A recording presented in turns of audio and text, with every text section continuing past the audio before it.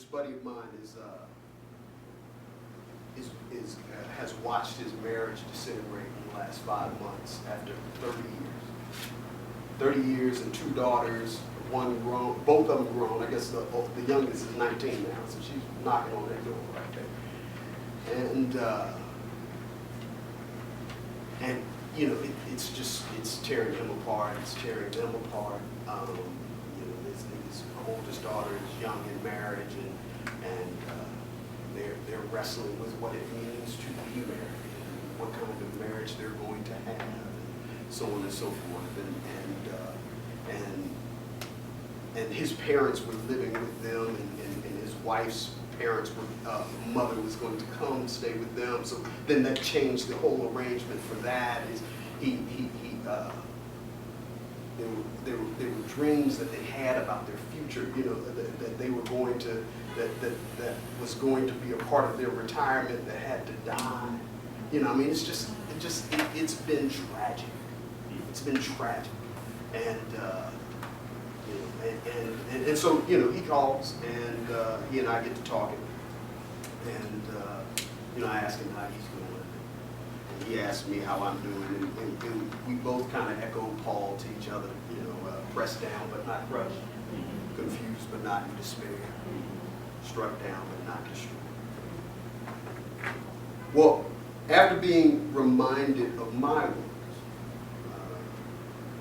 my friend, who often jokingly refers to himself as the pastor of last resort, he turns to me and says something like, you know, brother, this isn't the absolute worst place to be, because at least we still have Jesus. When all you've ever trusted is being slowly stripped from you, what else is there? Who else is there to depend upon? On Christ, the solid rock I stand. All other ground is sinking sand.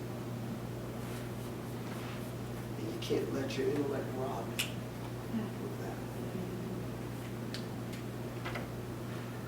Now, of course, I was in tears after his first line, so you know, I wouldn't bet any money on how well I reconstructed the rest of that. But you know, that might not have been the fact of what he said. It was the truth of what he said. And you know, after being absent from the evangelical tradition for some time now, those words weren't likely to carry very much meaning. But in that moment, the simplicity of this thing that I believed, it was once believed, it was refreshing. And it helped me reclaim some small part of the simplicity of how I've held faith, if not certainty. So later, Leslie and I got to talking, and I recounted the conversation that my buddy and I had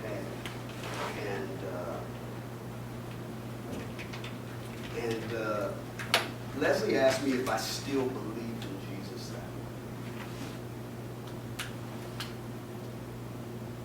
that way. And I said to her, sure. But that doesn't mean I believe in magic Jesus. You know, who makes everything all right. You know, I've lived too long and seen too much to speak of Jesus that way.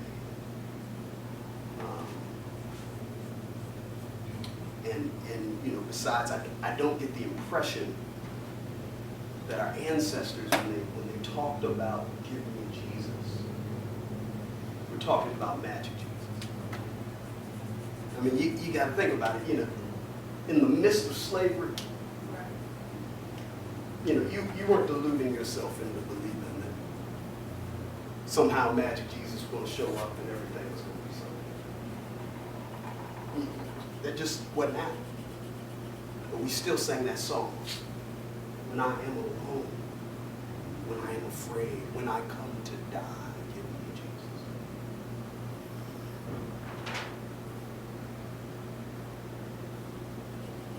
So yeah, I still believe in Jesus, the incarnate one, God with us.